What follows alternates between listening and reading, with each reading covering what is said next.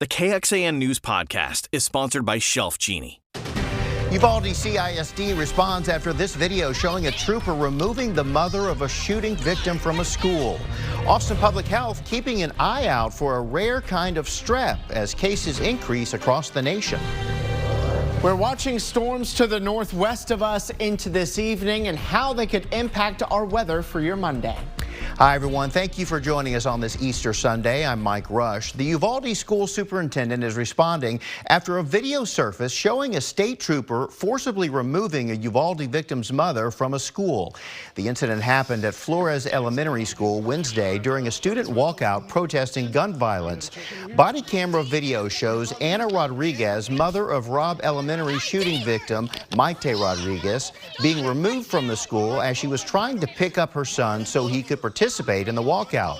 In a statement, the Uvalde CISD superintendent wrote that Rodriguez was trying to enter the school without checking in with the office.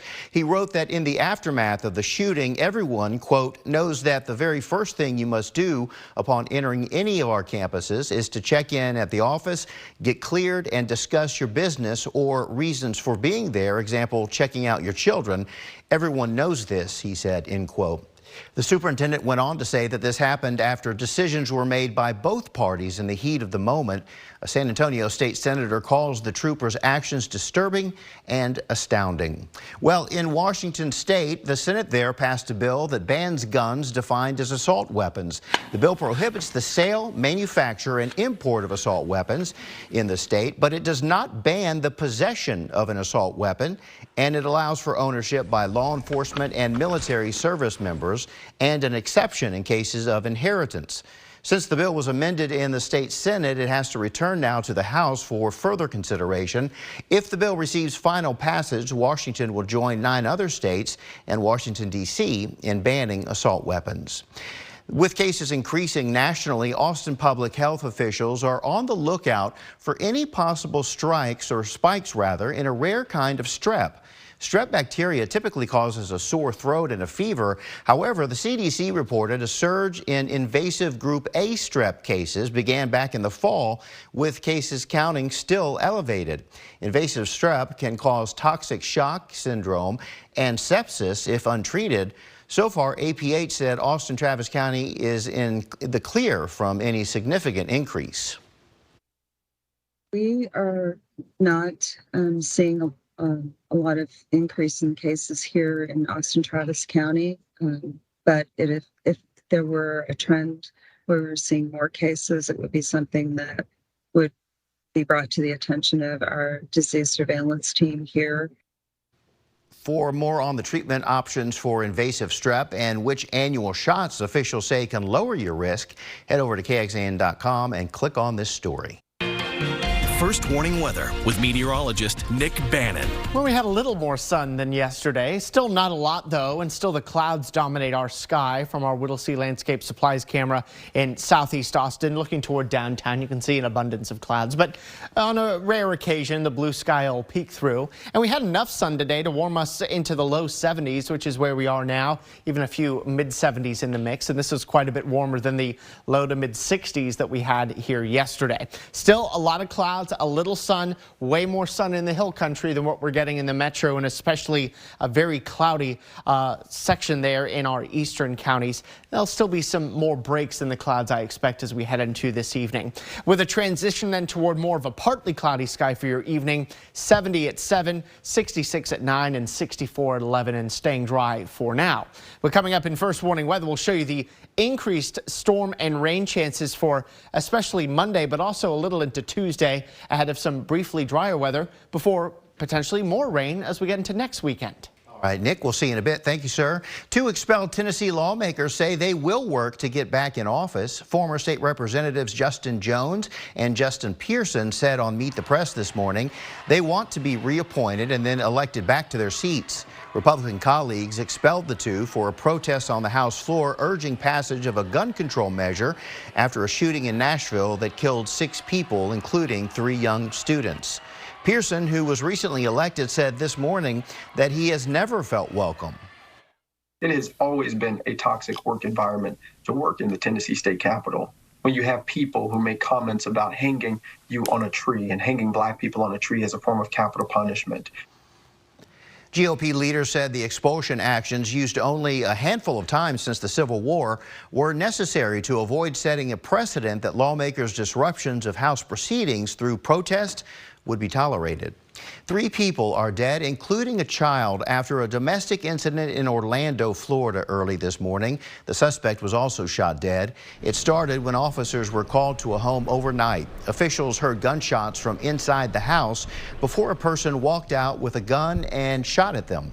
Officers shot back and killed the suspect. Inside the home, 3 people were found with gunshot wounds. 2 adults died at the scene. The 3rd victim, a child, died at the hospital.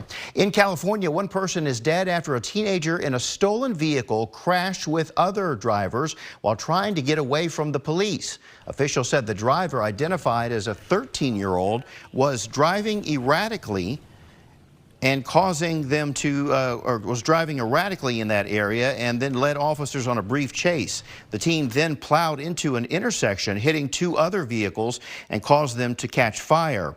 Nearly a dozen people, including the driver and a 3-year-old, were taken to the hospital for injuries. And then an adult woman died in that case. The 13-year-old was taken into custody and faces charges including vehicular manslaughter. Well, yesterday was Romani International Day and also the Hamero Fest here in Austin. The festival is meant to celebrate Romani and Indian art and culture. There was live music from both Texas and artists from overseas, and even a folk dance workshop for those who wanted to learn a style of dance from India.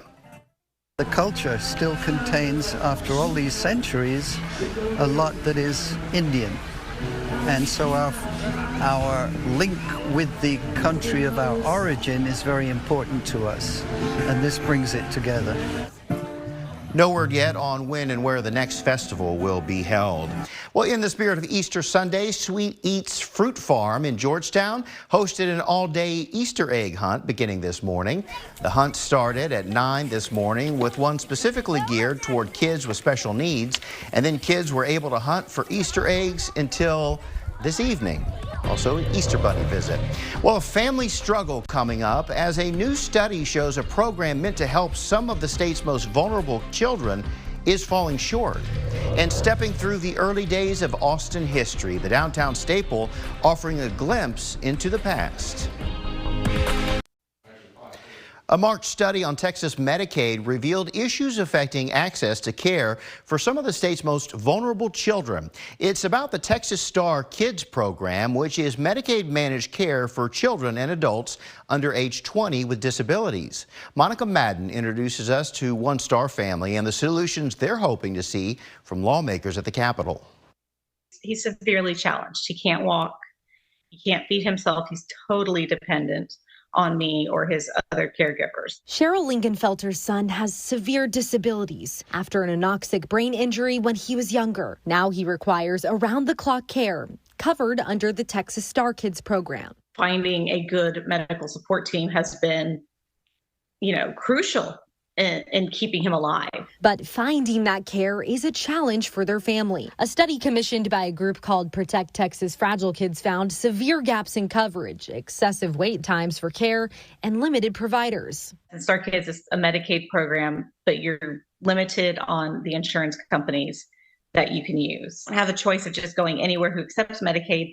I have to find a place that accepts an insurance companies. Because of how the program operates, Lingenfelter has struggled with finding care that's covered. When you have a medically fragile child, it's really difficult to find a really good team. And so managed care, doing the best that it can, has not proved to be the best mechanism as far as connecting these kids with the resources that they need and their families. Lawmakers like Representative Tom Oliverson are looking for solutions. If we're going to say that we believe that every life is valuable, then we need to be willing to put our money where our mouth is. His bill would help ensure patients have continuity of care and establish a review system if the families are denied that care, which would help those like the Lingenfelters. That's the biggest stressor, I think, is not having access to what is needed.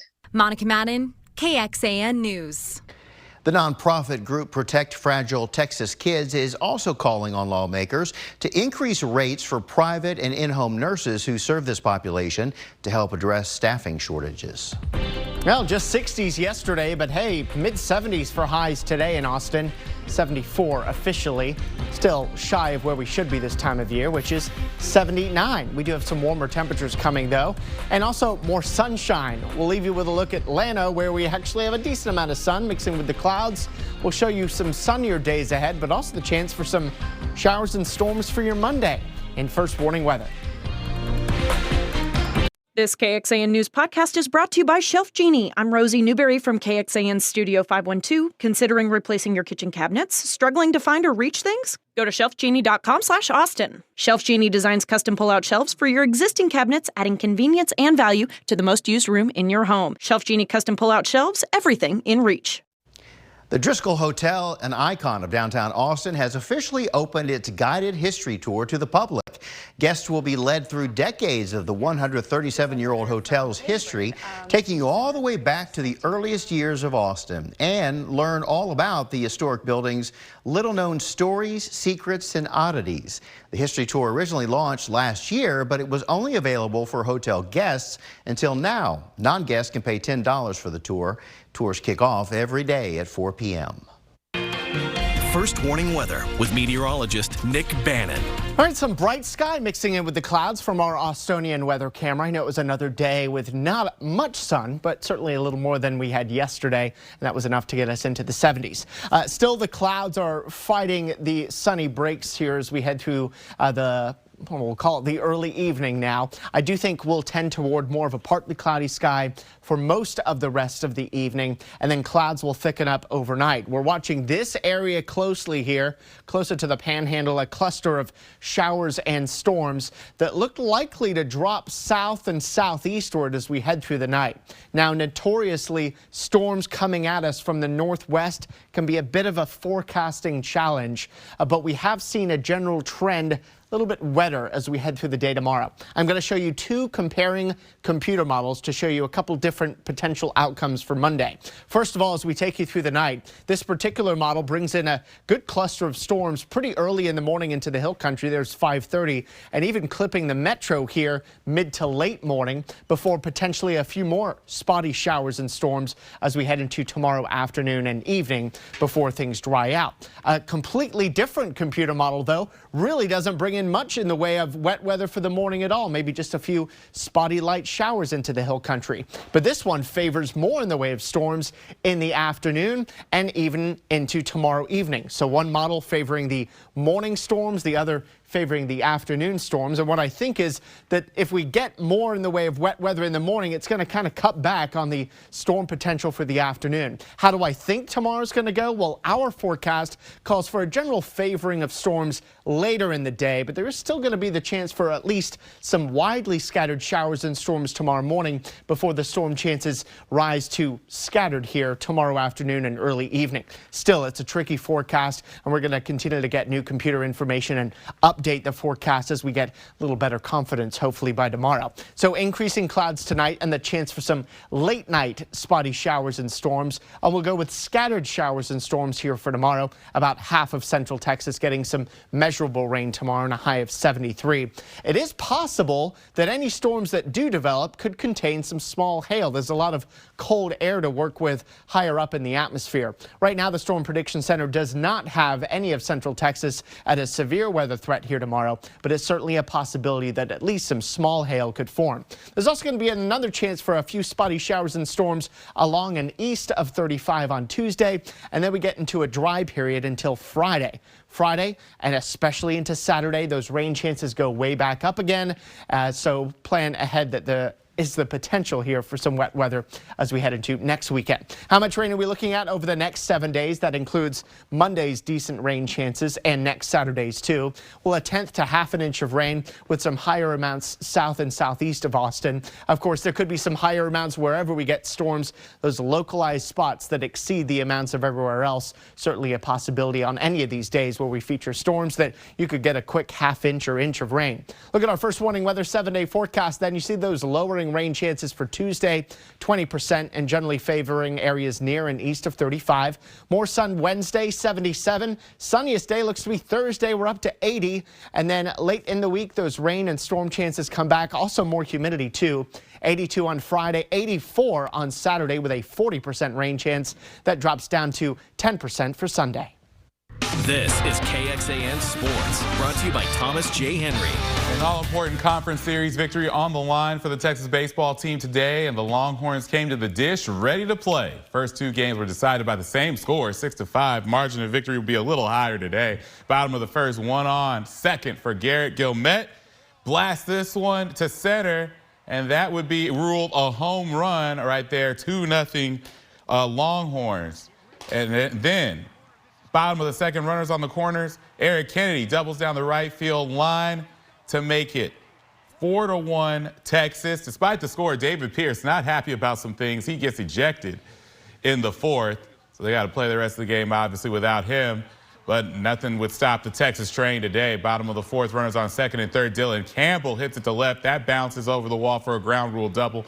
Scoring 2 runs, making it 6-2 Texas. K-State bases loaded in the bottom of the ninth, 8-2. Cole Johnson grounds out. And with that, Texas secures the game and the series. Final score 8-2. Nice bounce back day for the Horns. Yeah, I mean, every day is a new opportunity, and obviously yesterday didn't turn out the way we wanted to, but we liked our chances today. We had a lot of pitchers available in the bullpen, and just overall as throughout our lineup, we just had a lot of confidence that we were going to get after it today. So an intriguing series next. Texas will head down to San Marcos tomorrow to face Texas State. That game is scheduled for 6 p.m. Then on Tuesday, the Bobcats will travel to Austin to face the Longhorns to complete the home-and-home series at 6:30. Austin FC knew it would be a challenge when they went to L.A., but they expected better out of themselves than what they got. Reaction from last night's loss when sports continues after this. Keep it here. Austin FC came up quite shy of grabbing a statement victory against one of the top teams in MLS last night, who unsurprisingly are also the defending champs. LAFC, Austin FC fell victim to the magic of Denis Kawanga, who went off, putting up his second hat trick of the season. Kawanga scored goals in the 40th minute, the 58th minute, and the 68th minute. Austin FC was never able to find the back of the net, and the Verde and Black lose to drop to 9th place in the West 3-0. An opportunity to get a win over a quality opponent missed by Austin. We can't duck the idea of it's an important match against the very best in the league. I think that's something we relish. You relish that opportunity. We had the same opportunities last year. We relished them. We took full advantage of them. They are at home. There's been plenty of good teams in the last 2, 3, 4 that come here and don't get results.